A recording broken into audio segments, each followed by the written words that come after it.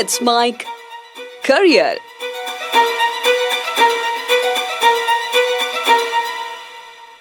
नमस्कार, let's make career में हम डिस्कस कर रहे थे कि राजस्थान में आरपीएससी के द्वारा जो शिक्षक ग्रेड सेकंड एग्जाम आयोजित कराया जाता है, इसको लेके हमने रिवीजन क्लास शुरू की थी और इसमें खास कोई ऐसा टॉपिक हम हर दिन डिस्कस कर रहे हैं जिससे कि संभावित एक प्रश्न कम से कम पूछा ही जाता है। राजस्थान के आर्ट एंड कल्चर को लेकर हमने शुरुआत की थी, जिसमें राजस्थान के संत, लोक देवता, देवियां, इसके अलावा जैसे कि कुछ और हमने टॉपिक पढ़े, राजस्थान का संगीत, लोक नृत्य, लोक नाट्य। आज हम उसी कड़ी में आगे देख रहे हैं राजस्थानी भाषा और साहित्य। आज हमारा मुद्दा रहेगा कि राजस्थान में कौन कौन सी भाषा हैं, कब से इनका उद्भव हुआ या किसका किस क्षेत्र से संबंध है, और राजस्थान में साहित्य कब कौन सा ग्रंथ लिखा गया, किसने लिखा, आज क्या उसकी प्रासंगिकता है और इससे क्या क्या सवाल पूछे गए हैं, किस तरह के क्वेश्चन पूछे जा सकते हैं, इनको लेकर ये क्लास रहने वाली है। सबसे पहले राजस्थानी भाषा और बोलियां। अब इसमें पहले कुछ सामान्य परिचय दिया गया है। क्या परिचय दिया गया है? इसमें बताया गया है कि राजस्थानी भाषा के इतिहास पर दृष्टि डालने से पता चलता है कि विक्रमी संवत 815 विक्रमी संवत 815 या फिर ईस्वी में अगर बात करें तो 913 ईस्वी, इसमें अद्युतन सूरी के द्वारा लिखा गया एक ग्रंथ जिसका नाम है कुवलय माला। और कुवलय माला में सबसे पहले, इस ग्रंथ में कुवलय माला, इसमें सबसे पहले 18 देशी भाषाओं का वर्णन किया गया था और उनमें से ही एक भाषा है राजस्थानी। और उनमें ही ये राजस्थानी नहीं, मरु भाषा को इसमें सम्मिलित किया गया था, जो कि पश्चिमी राजस्थान की भाषा है। और इसके लिए सबसे पहले राजस्थानी शब्द जिसने प्रयोग किया उनका नाम है जॉर्ज अब्राहम ग्रियर्सन। कब किया इन्होंने इस शब्द का इस्तेमाल? ये किया था वर्ष 1912 में। इन्होंने जो ग्रंथ लिखा या जो सर्वे लिखा उसका नाम था लिंग्विस्टिक सर्वे ऑफ इंडिया। इसमें इन्होंने सबसे पहले पश्चिमी राजस्थान की भाषा के लिए राजस्थानी शब्द का प्रयोग किया। इसके बाद राजस्थान के अलग अलग क्षेत्रों में कुछ बोलियां या उपबोलियां प्रचलित हैं, जैसे कि उनके नाम है मारवाड़ी, मेवाड़ी, ढूंढाड़ी, ऐसे ही मेवाती, हाड़ौती। अब यहाँ इतिहास बताया गया है कि राजस्थानी भाषा की उत्पत्ति किस तरह से हुई और इसका विकास किस तरफ चला, तो इस पर नजर डालते हैं। सबसे पहले अब आगे चलते हैं, राजस्थानी भाषा की उत्पत्ति और इसका विकास। इसमें बताया गया है कि राजस्थानी भाषा पर 10वीं सदी तक पश्चिमी राजस्थान के क्षेत्रों में जो बोली जाने वाली भाषा है उनका प्रभाव पड़ा। कैसे कैसे प्रभाव पड़ा, आइए देखते हैं। कि राजस्थानी भाषा पर 10वीं सदी तक पश्चिमी भारत के क्षेत्रों में बोले जाने वाली जो भाषाएं थी उनका जो अपभ्रंश है, अपभ्रंश का मतलब होता है मूल भाषा का कुछ बदला हुआ स्वरूप। जैसे कि हम शब्दों में बात करें तो तत्सम और तद्भव जो अपने मौलिक रूप में है वो तत्सम शब्द कहलाता है, ऐसे एक मूल भाषा, और उसमें कुछ बदलावों के साथ जो स्थानीय लोग हैं उनकी बोलियां उसमें जब जुड़ती जाती हैं तो उसका रूप बदल जाता है, उसी को कहते हैं अपभ्रंश। तो यहाँ राजस्थानी भाषा पर 10वीं सदी तक पश्चिमी भारत के क्षेत्रों में जो बोली जाने वाली भाषाएं थी उस अपभ्रंश का अत्यधिक प्रभाव रहा। राजस्थानी भाषा का उद्भव माना जाता है ईसा की लगभग 11वीं और 12वीं शताब्दी में, लेकिन 16वीं सदी के बाद राजस्थानी भाषा का विकास एक स्वतंत्र रूप में होने लगा। यहाँ तक अलग से एक राजस्थानी नाम से भाषा नहीं है कि पश्चिमी भारत की जो भाषा है उन्हीं का अपभ्रंश है जो राजस्थान में बोला जाता है। लेकिन 16वीं सदी तक आते आते एक स्वतंत्र राजस्थानी भाषा या स्वतंत्र भाषा के रूप में राजस्थानी भाषा देखने को मिलती है। कहा जाता है कि समस्त भारतीय भाषाओं की जननी है वैदिक संस्कृत। वेदों में जिस संस्कृत का इस्तेमाल हुआ है कहा जाता है कि वही समस्त भाषाओं की जननी है। अब धीरे धीरे जो मौलिक संस्कृत थी, जो ओरिजिनल संस्कृत थी, ये अपने स्थानीय लोगों की भाषा के साथ मिलकर ये वैदिक संस्कृत बदल गई किसमें? लौकिक संस्कृत में, यानी कि आम चलन में बोले जाने वाली संस्कृत। एक जो वेदों में लिखी गई है संस्कृत और एक बाद में जो आम भाषा में बोली जाने वाली लगी, तो पहले वैदिक संस्कृत बदल गई लौकिक संस्कृत में, और एक लौकिक संस्कृत में जब और परेशानी आने लगी तो इसका स्थान लिया किस भाषा ने? पाली ने। और पाली भाषा में जब और ज्यादा लोग से अलग होने लगी, स्थानीय भाषाओं का और प्रादुर्भाव बढ़ने लगा, तो पाली से बनी प्राकृत। और जैसा कि माना जाता है भाषा कठिनता से सरलता की ओर जाती है, वैदिक संस्कृत सबसे कठिन, फिर उससे थोड़ा सरल लौकिक संस्कृत, फिर आए पाली, फिर आए प्राकृत। ऐसे ही छनते छनते छनते छनते भाषाओं का अपभ्रंश होता गया। प्रत्येक विद्वान अपने मतानुसार बताता है कि अपभ्रंश का उल्लेख अपने अपने हिसाब से करता है और इस आधार पर कुछ प्रकार बताए गए हैं अपभ्रंशों के, जो कि राजस्थानी भाषाओं से संबंधित हैं। उनमें कौन कौन से हैं? शौर सैनी अपभ्रंश, शूरसेन उसके आसपास का क्षेत्र, नागर अपभ्रंश और मरु गुर्जरी अपभ्रंश, इन सब का उल्लेख इसमें है। अब इसमें से जो मरु गुर्जरी अपभ्रंश है, इसमें दो शब्द हैं, एक है मरु और एक गुर्जरी, जिसमें मरु से माना जाता है राजस्थान की यानी कि मरुस्थल की भाषा, और गुर्जरी से माना जाता है कि गुजरात की भाषा का यहाँ से जन्म हुआ। तो ये जो मरु गुर्जरी अपभ्रंश है, इसी से ऐसा माना जाता है कि इसी से राजस्थानी भाषा और दूसरे गुजराती भाषा का जन्म हुआ। मरु गुर्जरी में मरु शब्द से हो गया मरु भाषा यानी कि राजस्थान की, और गुर्जरी से मतलब हो गया गुजरात की भाषा। अब देखते हैं कि राजस्थान में अलग अलग क्षेत्रों में बोले जाने वाली प्रमुख बोलियां कौन कौन सी हैं।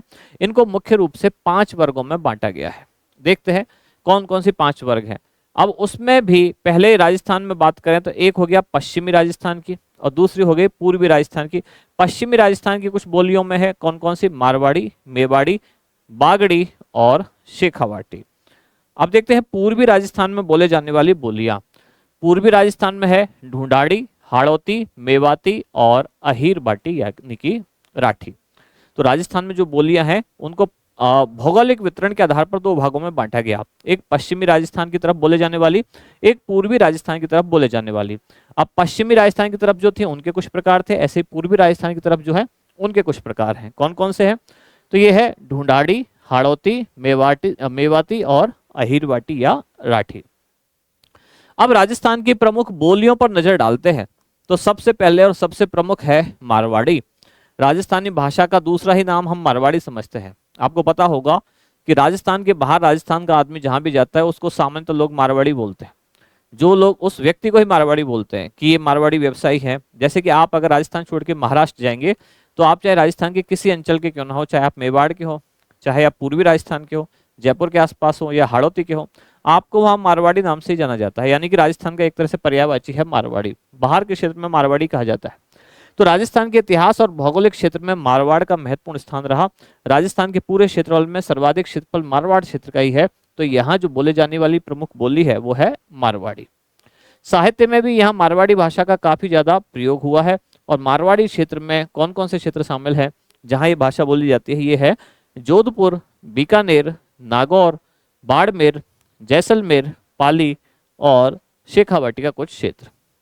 यहाँ इस तरह की कुछ भाषाएं बोली जाती हैं और इसमें गोडबाड़ी बोलियां भी, इसमें कुछ उपबोलियां भी शामिल हैं। दूसरी राजस्थान में जो प्रमुख बोली है मारवाड़ी के बाद ये है मेवाड़ी। और मेवाड़ी क्षेत्र जो कि राजस्थान का दक्षिणी क्षेत्र है, दक्षिण राजस्थान का जो क्षेत्र है वो कहलाता है मेवाड़ी। जो कि साहित्य परंपरा की दृष्टि से देखें तो मारवाड़ी के पश्चात मेवाड़ी में काफी ज्यादा साहित्य का उल्लेख है, साहित्य लेखन इसमें किया गया है। आधुनिक राजस्थान में मेवाड़ का क्षेत्र में कौन कौन सा आता है क्षेत्र? तो ये आता है उदयपुर, चित्तौड़गढ़, राजसमंद, भीलवाड़ा का क्षेत्र, जहां मुख्य रूप से मेवाड़ी भाषा बोली जाती है।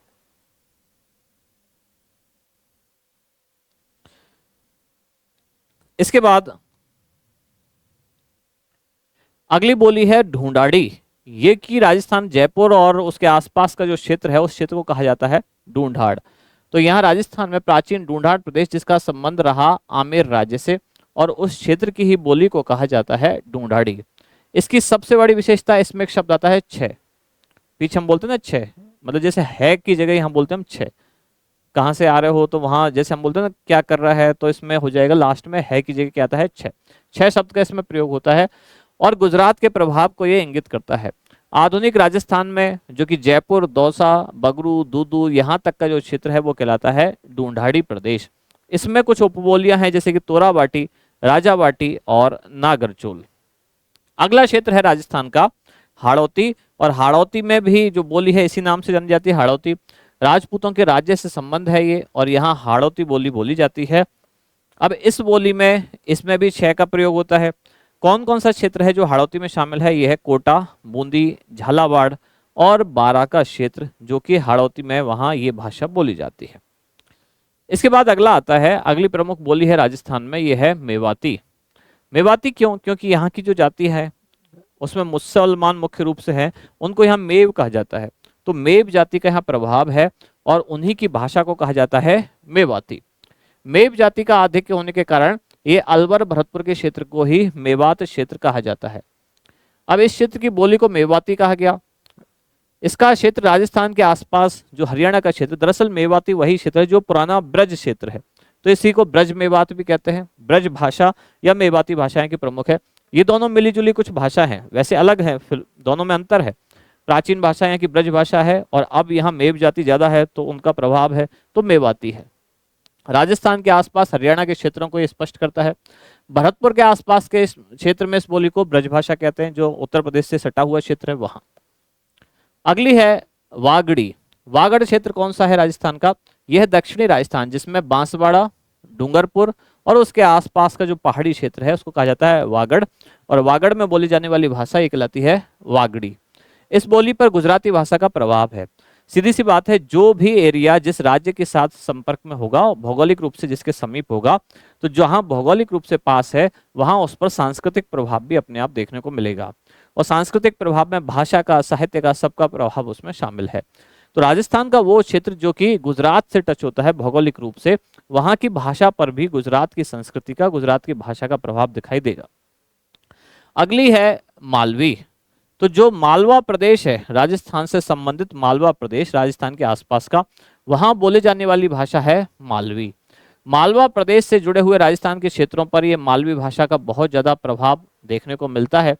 और यहाँ अंतर करना बड़ा कठिन है कि कौन सी मध्य प्रदेश या मालवा की भाषा है और कौन सी राजस्थान की भाषा है। अब इसकी कुछ उपभाषाएं भी हैं। मध्य प्रदेश का जो कि रतलाम, झाबुआ आदि क्षेत्र इस बोली का मुख्य क्षेत्र है, और यही क्षेत्र मध्य प्रदेश का जो राजस्थान से टच होता है वहां यही भाषा बोली जाती है। इसमें रांगड़ी और निमाड़ी इसकी कुछ उपबोलियां हैं। अब इसमें सवाल ये आ सकता है कि कौन सी भाषा की उपबोलियां कौन कौन सी हैं, प्रमुख बोली कौन सी है और उसकी उपबोलियां कौन कौन सी है। तो मालवी भाषा की उपबोलियां हैं रांगड़ी और निमाड़ी। अगला क्षेत्र या अगली भाषा ये है शेखावाटी, जो कि राव शेखा के नाम से प्रसिद्ध है। शेखा के नाम से ही इसको बोलते हैं शेखावाटी।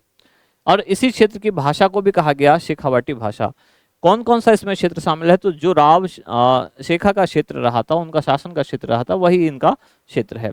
यानी कि चूरू, झुंझुनू, हनुमानगढ़, सूरतगढ़ और गंगानगर तक इस क्षेत्र का प्रभाव है, इस बोली का प्रभाव है। इसके बाद आगे बढ़ते हैं। राजस्थानी साहित्य का इतिहास और परंपरा, अब इस पर नजर डालते हैं। चलिए आगे बढ़ते हैं। राजस्थानी भाषा का इतिहास एवं परंपरा। इतिहास कहाँ से मिलता है? इतिहास के कुछ स्रोत होते हैं, जैसे कि कोई शिलालेख, यानी कि पत्थरों पर कुछ लिखा हुआ हो, प्राचीन कुछ सिक्के मिले हों, या साहित्य कहीं लिखा गया हो, यानी कि लिखित कुछ साक्ष्य हों। तो इस तरह के कुछ स्रोत होते हैं इतिहास के, उनसे ही राजस्थान की भाषा और इतिहास का, साहित्य का जो है इतिहास पता चलता है। कौन कौन से स्रोत हैं? जैसे कि शिलालेख, अभिलेख, सिक्के और मोहर। इन पर जिस भाषा में उत्कीर्ण है वही यहाँ की बोलियां और यहाँ की भाषा का प्रभाव दर्शाता है। जैसे यह सामग्री मिली तो बहुत कम मात्रा में है, लेकिन जितनी भी उपलब्ध है उससे यहाँ का साहित्य और यहाँ का इतिहास पता चलता है। राजस्थानी भाषा में जो लिखित साहित्य है, वाणी निष्ठता, यानी कि मुख्य रूप से बोलने पर निष्ठ है, ये उस पर आधारित है, जिसे लोक साहित्य कहा जाता है। मतलब व्यक्तियों के द्वारा एक से दूसरे तक पहुंचाया गया यहाँ का साहित्य है। जब इससे हमने अभी 1-2 दिन पहले चैप्टर पढ़ा लोक संगीत, फिर हमने पढ़ा लोक नृत्य, लोक नाट्य, ऐसे ही साहित्य भी लोक साहित्य है, एक से दूसरे व्यक्ति तक पहुंचने वाला, लोगों में आपस में पहुंचाए जाने वाला, तो ये लोक साहित्य कहा गया। साहित्य लोक के अनुभव का अक्षय भंडार रहा, यहाँ काफी कुछ रहा है। अक्षय का मतलब जिसका शरण ना हो, जिसका क्षय ना हो, वही अक्षय है।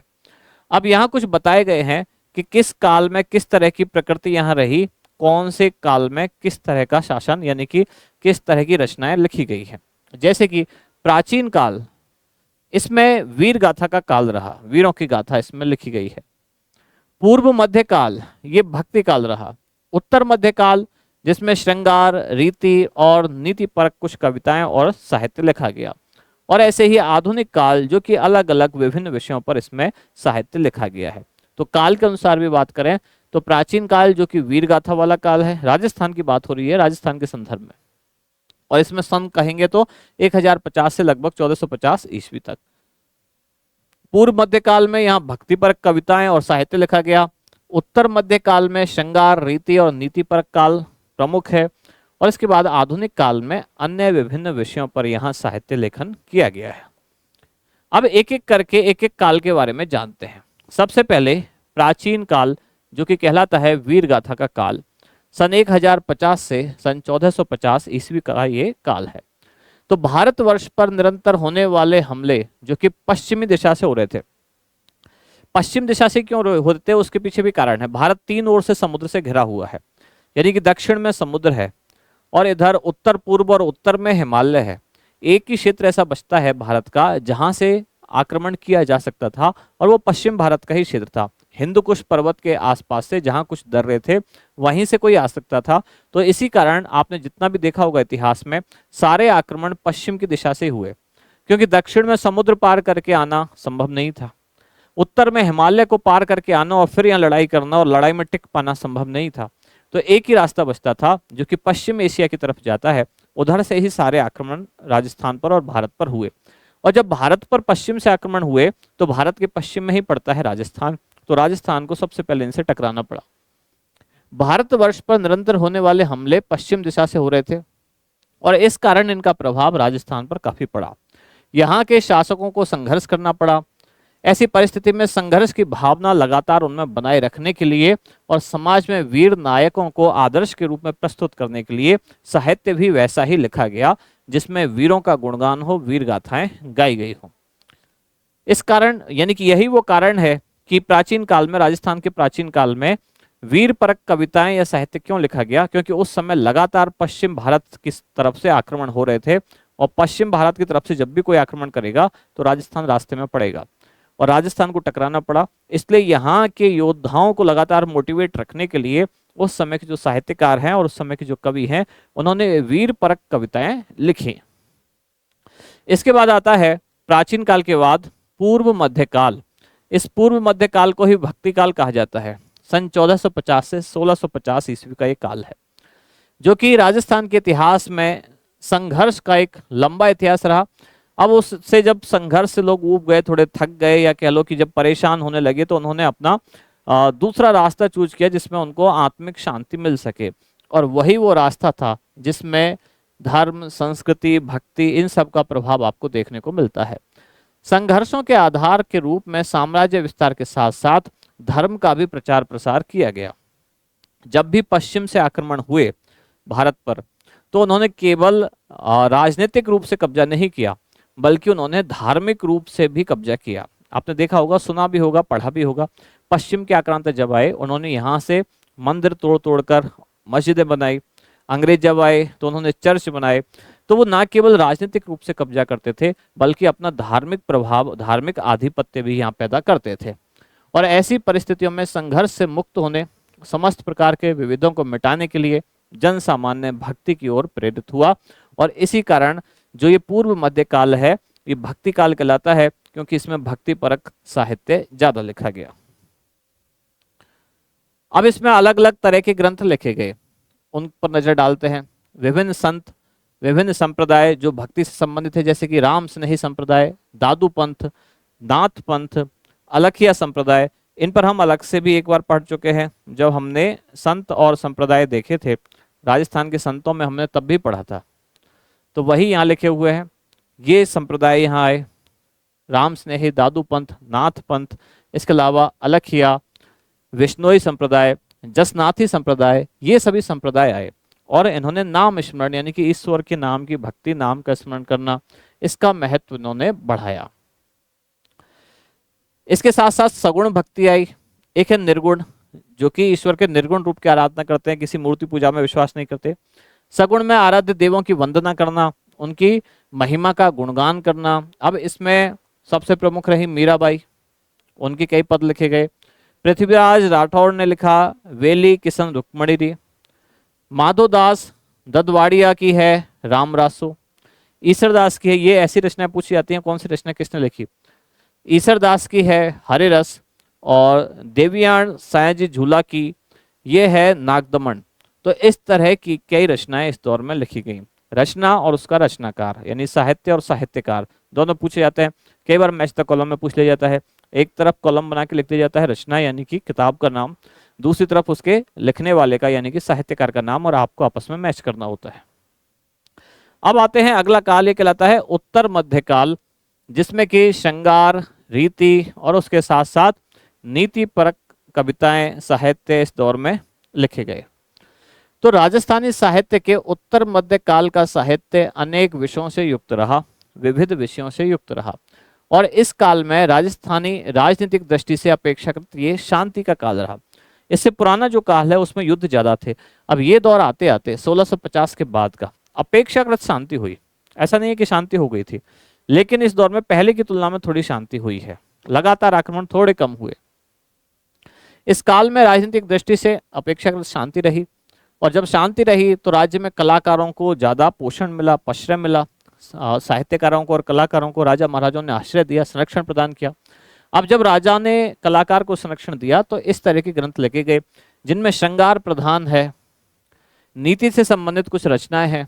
अब इस काल की कुछ प्रमुख रचनाओं में जैसे कि कवि मंशाराम ने रघुनाथ रूपक प्रस्तुत किया, तो एक तरफ ग्रंथ का नाम, दूसरी तरफ उसके ग्रंथकार का नाम।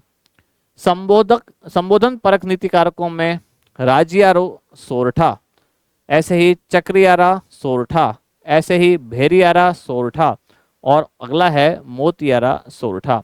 तो इस तरह की कुछ रचनाएं लिखी गई है। फिर आते हैं हम आधुनिक काल की तरफ।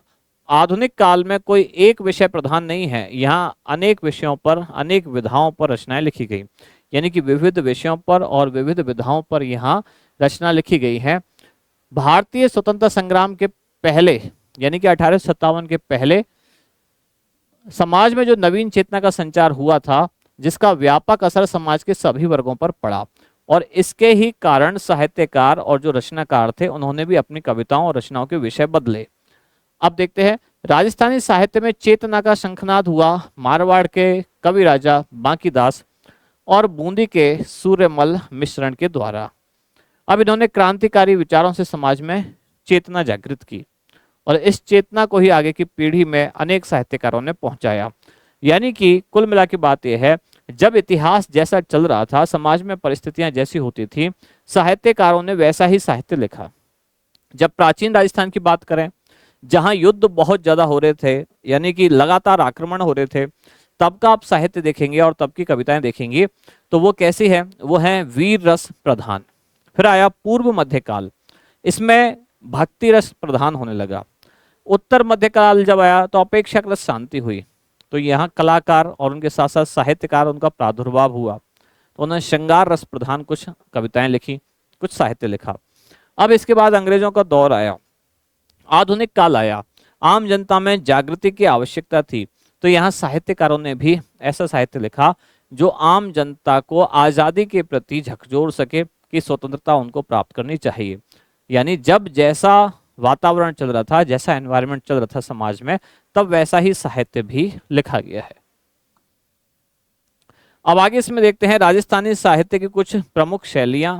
दो प्रमुख शैलियां हैं, गद्य और पद्य की शैलियां। अब इन दोनों को देखते हैं, एक है पद्य की शैली और एक है गद्य पद्य की शैली, और कुछ है उसके मिश्रण की शैली। अब इसमें सबसे पहले आता है ख्यात। ख्यात क्या है, पहले इसको जानते हैं।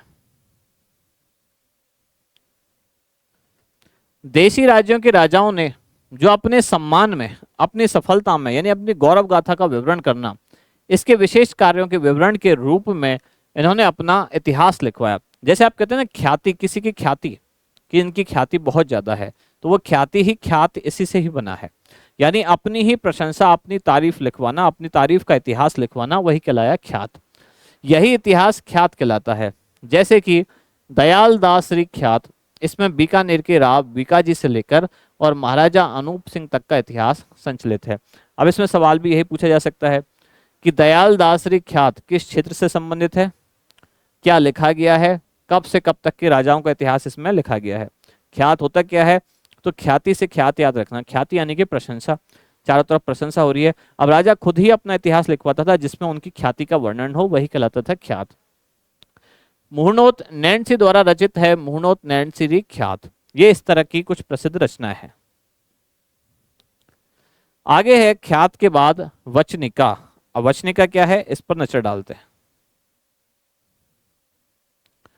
वचनिका संस्कृत का शब्द है वचन, और वचन से ही बना है वचनिका। काव्य एक विधा है, कविताओं के रूप में बहुत सारी कविताओं का संग्रह, यानी बड़ी कविताएं काव्य कहलाती हैं इस तरह से। तो ये वचनिका काव्य विधा के रूप में लिखे जाने वाला साहित्य है। वचनिका में तुकांत यानी कि तुकबंदी होती है, एक जैसे धुन आती है हर कविता के या हर सेंटेंस के लास्ट में, तुक बननी चाहिए, वही कहलाता है तुकांत रचना। तो इसमें गद्य पद्य की तुकांत रचना है। अत्यानुप्रास, ये अनुप्रास है। अंत्यानुप्रास यानी अंत में अनुप्रास, सेंटेंस के अंत में अनुप्रास। अनुप्रास आप जानते हैं अलंकार का एक प्रकार है अनुप्रास, तो वैसा अनुप्रास का इसमें उपयोग देखने को मिलता है ताकि भाषा का अलंकरण बढ़ाया जा सके। इसके कुछ अपवाद भी मिलते हैं हालांकि। राजस्थान भाषा की दो अत्यंत प्रसिद्ध वचनिकाओं में कौन कौन सी हैं ये हमको याद रखना है।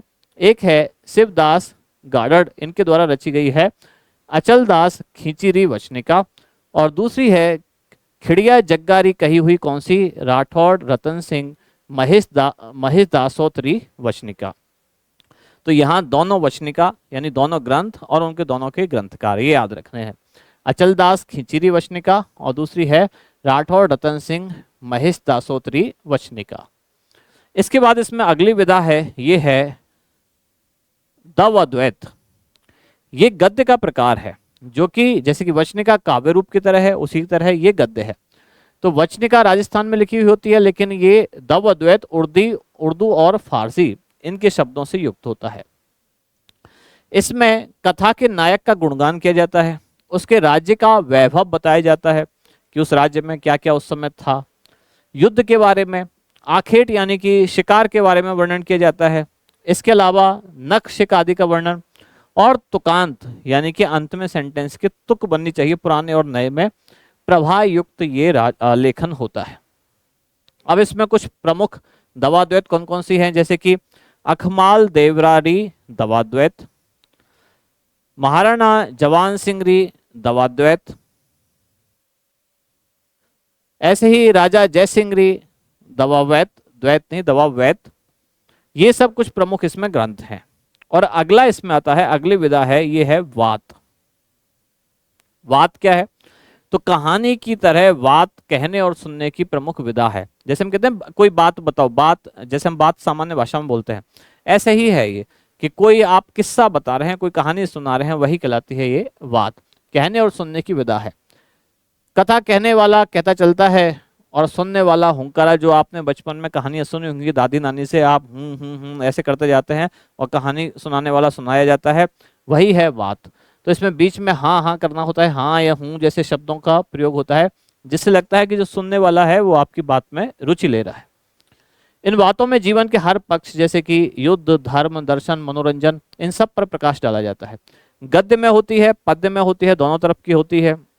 जैसे कि राव अमर सिंह जी री बात, बातों के कुछ प्रकार हैं, खींचियारी बात, बाबूजी री बात, ऐसे ही कान्नड़ देव री बात और अचलदास खींचीरी बात, ये बातों के कुछ प्रकार हैं, प्रसिद्ध प्रकार है। इसके बाद इसमें अगला प्रकार आता है, अगली विधा है झमाल, जो कि राजस्थानी काव्य का मात्रिक छंद है। इसमें पूरा दोहा, फिर पांचवें चरण में दोहे की जो अंतिम लाइन है उसको ही दोहराया जाता है। जैसे कि इसमें प्रमुख है राव इंद्र सिंगरी झमाल। इसके बाद अगला आता है झूलना, जो कि राजस्थान काव्य का छंद है। 24 अक्षर का यह होता है वार्णिक छंद, और अंत में यगण होता है। इसमें कौन कौन से झूलना प्रसिद्ध है, जैसे कि अमर सिंह राठौड़ झूलना, राजा गज सिंह झूलना, राव सुल्तान देवड़ेरा झूलना, ये कुछ प्रमुख हैं झूलना। फिर इसके बाद अगला आता है पर्ची, कुछ प्रमुख प्रकार, जो कि संत महात्माओं का परिचय बताता है। तो पर्ची जीवन परिचय बताता है पर्ची, जो कि राजस्थानी भाषा में पद्य के रूप में लिखा जाता है। जैसे संत नामदेव री पर्ची, कबीर री पर्ची, रैदास री पर्ची, पीपा री पर्ची, और ऐसे ही दादू री पर्ची और मीराबाई दी पर्ची। परिचय या पर्ची यानी कि बायोग्राफी, आप समझ सकते हैं कि जो प्रसिद्ध संत हैं उनके जीवन का परिचय इसमें लिखा हुआ होता है। फिर ऐसे ही इसमें अगली विधा है प्रकाश, जो कि किसी वंश का या व्यक्ति विशेष की उपलब्धियों और घटनाओं पर प्रकाश डालती है।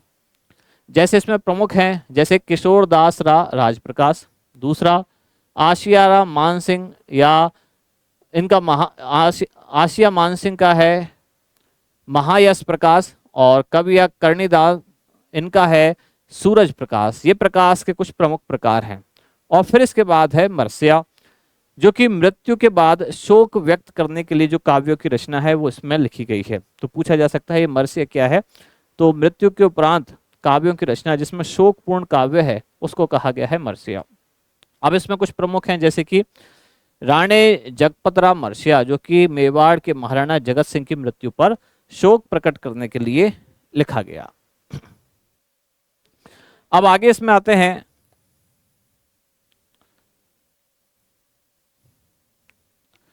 अगला इसमें प्रकार है जैसे कि रासो।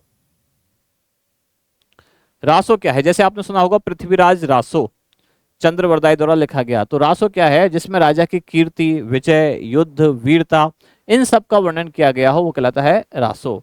तो चंद्रवरदाई द्वारा लिखा गया पृथ्वीराज रासो, नरपति नाहल का लिखा गया बीसल देव रासो, गिरधर आसिया का है सगत रासो, दलपत विजय का है खुमान रासो, और कुंभकर्ण रतन रासो, ऐसे ही कुंभकर्ण का रतन रासो, जोधराज का है हम्मीर रासो। अब जिस जिसके नाम पर है उसकी ही इसमें वीरता का वर्णन किया गया है। अगला है रूपक, जो कि किसी वंश या व्यक्ति विशेष की उपलब्धियों को दर्शाता है रूपक, जैसे कि गजगुण रूपक, रूपक गोगादेव जी रो, ऐसे ही राज रूपक जो कि उसका काव्य रूप है वर्णन करता है। विगत क्या है, विगत जैसे आप जानते हो कि पुराना जो हो चुका वही विगत है। तो इसमें इतिहास की दृष्टि से शासक, उसके परिवार, राज्य के प्रमुख क्षेत्र, राजनीतिक, सांस्कृतिक, सामाजिक जो व्यक्ति हैं उनका इसमें वर्णन मिलता है। अब इसमें सारा वर्णन होता है, यानी विगत का मतलब यही है कि उस दौर का इतिहास। मूर्णोत नैन्सी का है मारवाड़ रा परगना री विगत, जिसमें प्रत्येक परगने की आबादी, रेख या भूमि की किस्म, फसल, उन सब का इसमें इतिहास बताया गया है। फिर इसमें अगला प्रकार आता है साहित्य का प्रकार, एक विधा है वेली।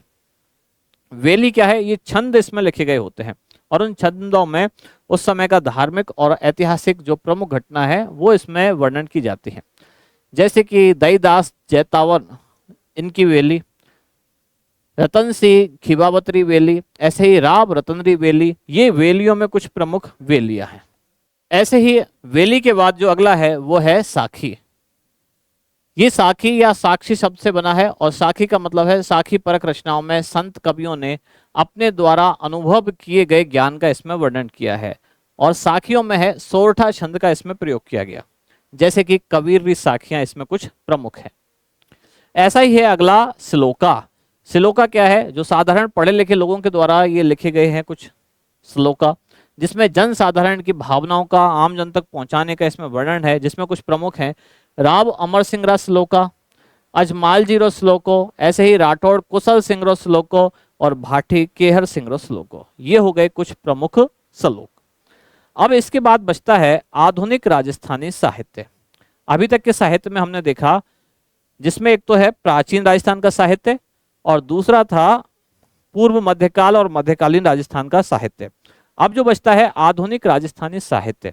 अब आधुनिक राजस्थानी साहित्य में क्या क्या साहित्य लिखा गया, किस किस तरह के साहित्यकार हुए, इसका वर्णन अब हम देखेंगे अगली क्लास में। तो आज की क्लास यहीं तक रखते हैं, जिसमें हमने देखा राजस्थान में बोले जाने वाली प्रमुख भाषाएं, प्रमुख बोलियां और पूर्व मध्यकाल, इसके साथ साथ उत्तर मध्यकाल और उसके अलावा प्राचीन काल में बोले जाने वाला, लिखे जाने वाला साहित्य और उसके प्रकार। तो ये क्लास आपको कैसी लगी कमेंट्स में हमें जरूर बताएं। इसी तरह की अन्य जानकारियों के लिए जुड़े रहिए लेट्स माइक के साथ।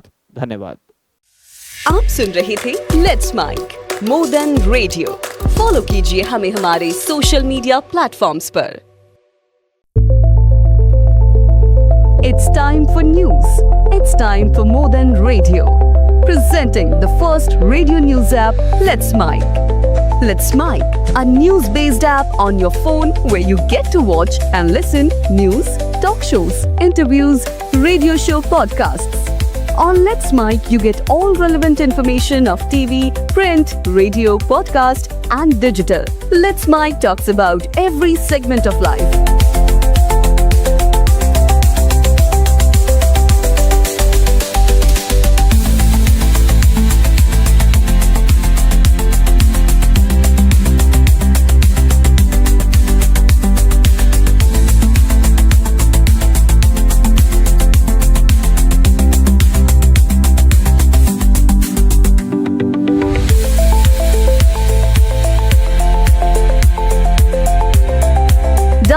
app now from Play Store. Available both on Android and iOS mobile phones. Follow us on YouTube, Instagram, Twitter, LinkedIn, Facebook, Telegram, WhatsApp, Snapchat. Let's talk, let's connect, and let's smile.